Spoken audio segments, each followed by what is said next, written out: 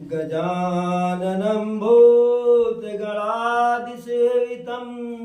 कपित्थजम्बूफलचारुभक्षणम् उमासुतं शोकविनाशकारकं नमामि विघ्नेश्वरपादपङ्कजम्। वक्रतुण्ड महाकाय सूर्यकोटिसम्प्रभ निर्विघ्नं कुरु देव मे सर्वकार्येषु सर्वदा। मनोजवं मारुततुल्यवेगं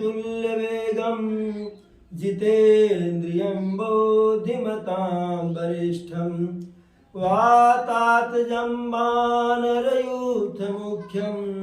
श्रीरामदूतं शरणं प्रपद्ये। श्रीरामदूतं शरणं प्रपद्ये। अनंतानंत कोटि ब्रह्मांड नायक प्रभु श्री राम जी के चरणों में नमन वंदन करते हुए आज की इस पावन अमृतमयी कथा का शुभारंभ किया जा रहा है। जैसा कि कल की कथा में हम सभी लोग श्रवण किए, गान किए कि माता भवानी के मन में प्रभु श्री राम के प्रभाव, महिमा, जन्म, कर्म से संबंधित जो भी भ्रम था, उस भ्रम को माता परमपिता महादेव जी से प्रश्नों के रूप में अपनी समस्या को बाबा भोलेनाथ जी के सामने रखती हैं और बाबा जी माता जी के शंका के समाधान के लिए प्रभु राम के जीवन से संबंधित कथा को संसार के कल्याणार्थ माता जी को सुनाते हैं। माता जी जो जो पूछी, जितना उनके समझ में आया कि प्रभु से संबंधित यह बात पूछनी है, वह बात पूछनी है, वह तो पूछी, और जो नहीं पूछ पाई उसको भी कहीं शंकर जी से कि हे प्रभु, मैं जो कुछ पूछने के लिए भूल जा रही हूँ वह भी आप अपने मन में न रखिएगा, उसे भी जो है प्रकट कर दीजिएगा। सर्वप्रथम माता भवानी बाबा भोलेनाथ से राघव सरकार के जन्म की कथा सुनना चाहती है कि प्रभु का जन्म कैसे होता है, कब होता है, क्यों होता है। तो बाबा भोलेनाथ कहते हैं कि नाना भांति राम अवतारा, रामायण सत कोटि अपारा। यानी प्रभु का जन्म एक दो बार नहीं, अनेकों बार हुआ है, और उनके जन्म के का गुणगान करने के लिए करोड़ों रामायण कम पड़ जाएगा, उससे पार की उनकी महिमा है। हरि अनंत हरि कथा अनंता, बहुविधि कहि सुनहि सब संता। कहते हैं कि प्रभु की महिमा अनंत है। जैसे उनकी महिमा अनंत है, वैसे प्रभु की जो है कथा भी अनंत है, और अपने अपने बुद्धि, विवेक, विद्या, ज्ञान के अनुसार उनके भक्तगण, संत शिरोमणि, ऋषि मुनि उनकी कथा को अपने अपने अनुसार कहते हैं। कहते हैं कि हम एक दो जन्म के बारे में बताते हैं। पहले कहते हैं कि भगवान विष्णु के दो विशेष गण रहे, जय और विजय। इन दोनों को ऋषि नारद जी के द्वारा, विप्र जी के द्वारा श्राप मिला। 3 जन्म तक जो है असुर होने का श्राप मिला कि 3 जन्म तुम राक्षस होकर के पैदा हो गए। और जब बाद में वह नारद जी के पैर को पकड़ लिए कि प्रभु हम विष्णु जी के गण हैं, हमारे ऊपर राम कीजिए, तब नारद जी कहते हैं वृथा न जाहि देव मुनिवाणी, यानी जो श्राप मुख से निकल गया वह वापस तो नहीं होगा, लेकिन इसका प्रभाव जो है और परिणाम हम बदल सकते हैं। कहे प्रभु जो भी हो सके वह कर दीजिए। तो नारद जी कहें कि 3 जन्म तक 3 बार लगातार जन्म लोगे तुम लोग, असुर शरीर ही पाओगे, लेकिन इतने प्रतापी होंगे आप लोग, इतने बलवान होंगे, इतने पराक्रमी होंगे कि अपने बल प्रताप पराक्रम के मद में चूर होकर के पृथ्वी पर नाना प्रकार के पाप करेंगे। हर किसी को आप जीत लेंगे, चाहे नर हो, असुर हो, सुर हो, नाग हो, किन्नर हो, गंधर्व हो, सब कोई आप लोगों से पराजित हो जाएंगे। इसलिए आपके अत्याचारों से पृथ्वी को मुक्त कराने के लिए प्रभु को स्वयं अवतार लेना पड़ेगा। और मरते समय अगर किसी के सामने प्रभु आ जाए या अंत समय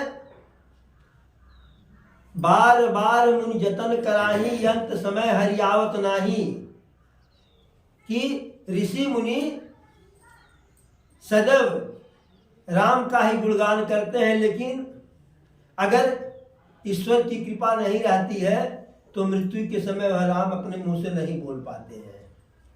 अगर मृत्यु के समय व्यक्ति के मुंह से, मृतक के मुंह से अगर प्रभु का नाम निकल जाए तो वह सीधे जो है स्वर्ग में जाएगा, नरक में नहीं जाएगा। उसे लेने के लिए यमदूत नहीं आएंगे, स्वयं यमराज को आना पड़ेगा धर्मराज के रूप में। लेकिन आपको स्वयं भगवान ही मारेंगे, वही वध करेंगे, फिर भी मुक्त नहीं होंगे। 3 बार जन्म लेंगे, 3 बार प्रभु मारेंगे, तब जाकर के मुक्त होंगे। तो मां भवानी से कहते हैं कि एक जन्म का कारण तो यह रहा कि नारद जी के श्राप के कारण भगवान विष्णु के विशेष गण जय और विजय हिरण्याकश्यप और हिरण्याक्ष के रूप में पैदा हुए। हिरण्याक्ष के वध के लिए भगवान को वाराह का रूप धारण करना पड़ा, और हिरण्याकश्यप के वध के लिए आप लोग जानते होंगे, भक्त प्रहलाद की कथा सुने होंगे कि भगवान को स्वयं नरसिंह का रूप धारण करना पड़ा। क्यों? हिरण्याकश्यप ब्रह्मा जी से वरदान मांगा था, हे प्रभु न तो मैं मानव के मारे मरूं, न दानव के मारे मरूं, न दिन में मरूं, न रात में मरूं, न घर में मरूं, न घर के बाहर मरूं, न अस्त्र से मरूं, न शस्त्र से मरूं। ब्रह्मा जी मस्तु कह दिए। अब जिसके मरने का कोई साधन ही नहीं, कैसे वो मरेगा? अपने इस वरदान के कारण, अपने बल धन पराक्रम के उन्माद में वह विष्णु का जो है शत्रु हो गया, विष्णु का विरोधी हो गया। लेकिन संयोग से उसी का पुत्र, उन्हीं के पुत्र प्रहलाद विष्णु के अनन्य भक्त हुए। वह प्रहलाद को नाना प्रकार से यातना देता था, प्रताड़ना करता था कि विष्णु का नाम मत जपो। कई प्रकार का पराक्रम उपक्रम किया कि यह छोड़ दें, हमारा नाम जपें, विष्णु का नाम न लें, विष्णु को महत्व न दें। पूरी सृष्टि को जो है तबाह करके रख दिया था हिरण्याकश्यप। एक बार प्रहलाद को मारने के लिए, उनके वध के लिए प्रहलाद को अपने राजमहल के खंभे में बंधवा दिया था कि अब इनको मार दिया जाएगा। जैसे ही गोधील का बेला हुआ, गदबेरिया, तैसे ही उस खंभे में से खंभा फट गया। नरसिंह भगवान अवतरित होते हैं और हिरण्यकश्यप को बरामदे में से खींच करके राजमहल के ड्योढ़ी के चौखट पर ले जाते हैं। ड्योढ़ी से मतलब न ड्योढ़ी घर में है न घर के बाहर है। तो वरदान लिया था ना कि न घर में मरे न घर के बाहर, तो ड्योढ़ी में ले गए। न नर के वेश में थे, न तो जो है सिंह के वेश में थे, नर सिंह के वेश में थे। उनके पास कोई अस्त्र शस्त्र नहीं था, उनका नाखून ही उनका अस्त्र शस्त्र था। और एक वरदान मांगा था कि न आकाश में मरूं न पृथ्वी पर मरूं। तो नरसिंह भगवान उसको खींच करके ले गए और अपने जंघे पर बैठा लेटा करके तब उसके जो है हृदय को विदीर्ण किए। इस प्रकार से एक जन्म का कारण यह रहा। जैसे जैसे माँ भवानी कथा सुनती हैं, कथा में उनका जो है प्रेम बढ़ने लगता है, कथा उनको अच्छा लगने लगता है। कहती प्रभु और आगे बताओ दूसरे जन्म का कारण। तो कहते हैं कि एक बार जलंधर नाम का असुर पैदा हुआ, जिसकी पत्नी अर्धांगिनी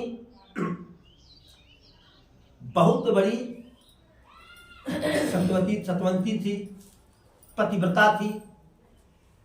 देखिए, अगर किसी की स्त्री वास्तव में पतिव्रता हो, सतवंती हो, तो पति अगर अनाचारी भी होगा, दुराचारी भी होगा, तो पत्नी के पतिव्रता धर्म के प्रभाव से, उसके सत्य के प्रभाव से पति का अहित नहीं होगा।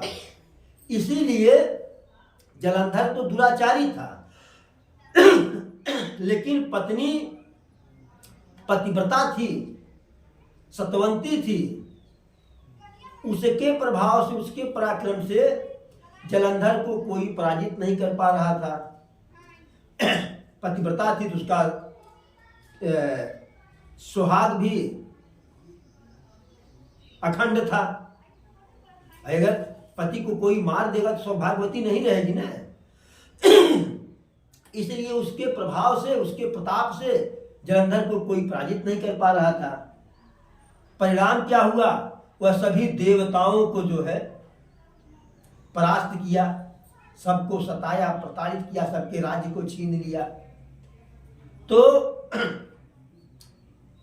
जलंधर का वध करने के लिए एक जन्म में, एक कल्प में भगवान विष्णु को जलंधर का वेश बना करके, छलिया का वेश बना करके उसकी पत्नी के पास जाना पड़ा। जलंधर के वेश में गए।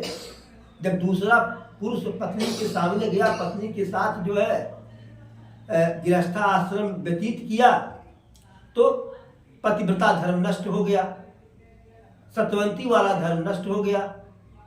धोखे से सही। अरे भाई, आप जान करके जहर खाएंगे तो भी मृत्यु होना है, अनजान में खाएंगे तो भी मृत्यु होना है। पर पुरुष निकट गया, चाहे जान के गया चाहे अनजान के गया, तो पतिव्रता धर्म नष्ट हो गया।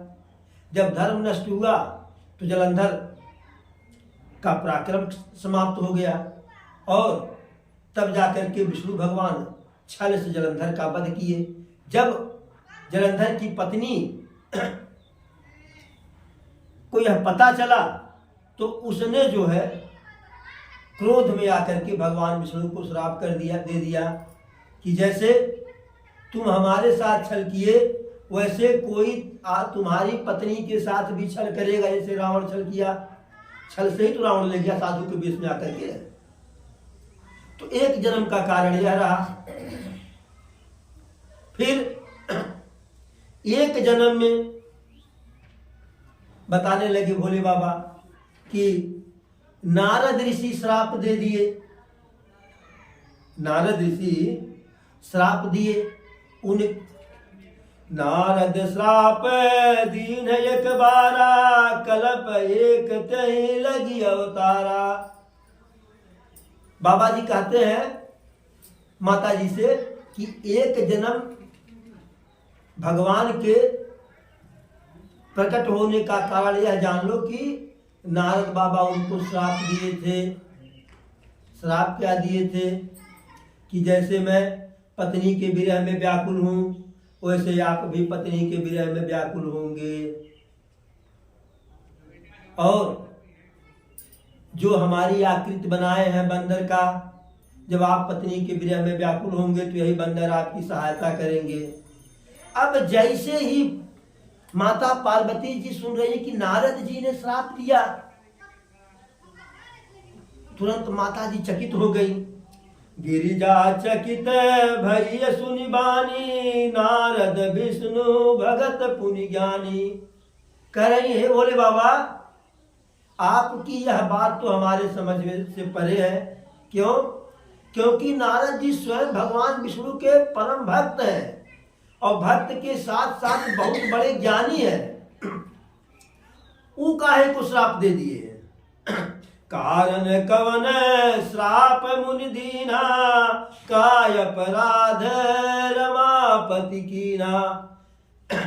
माता जी कहती हैं कि आप हमें वह कारण बताइए कि विष्णु भगवान साक्षात नारायण कौन सी ऐसी गलती कर दिए जो है कि नारद जी कुपित हो करके उनको श्राप दिए।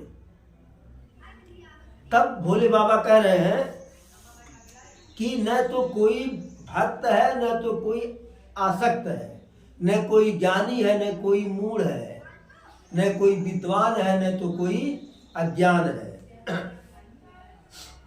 कह रही है कि जैसा प्रभु जिसके साथ जब चाहते हैं वैसा होता है। क्या बोले भोले बाबा?